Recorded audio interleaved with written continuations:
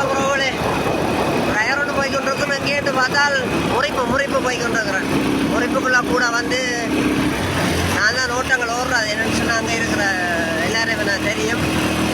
இப்போ ஒரு 10 பைக் சீமேந்து ஒரு வீல் வரும், 20 கம்பியும் கொண்டு போகிறோம். ரோட்டால் புறாக ஓடியா பார்க்குறேன். இவேட்டு ஓடி வீடியோ எடுக்கிறான்னு. நேற்று ஃபுல்லாக ஓட்டம் இல்லை ஐயா, நேற்று உழைப்பில்லை. அன்னைக்கு விடிய வெள்ளனவே ஒரு ஓட்டம் வந்துருக்கு. போய்கொண்டு சீமேந்து கம்பி. Okay bye. வணக்கம் ரோவலே. இந்த சாமான் கொண்டு வந்தது இந்த இது வந்து மதில் கட்டவாம் இறக்கியாச்சு. கம்பி அங்கே உள்ளுக்கு இறக்கி இருக்கு. இது என்னத்துக்கு நான் இதை சொல்ல வரேன்னு சொன்னால், இந்த வீடியோ பார்த்தா ஆரம் இப்போ முல்லைத்தீவு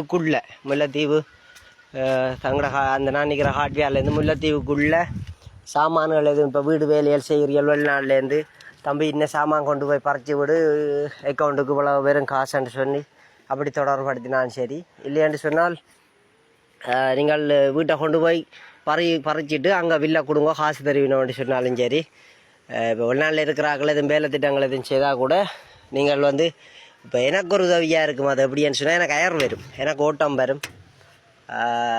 ஏன்னு சொன்னால் நான் நேற்று ஃபுல்லாக ஓடையில் கட்ட டயர் வெட்டவும் வரையில.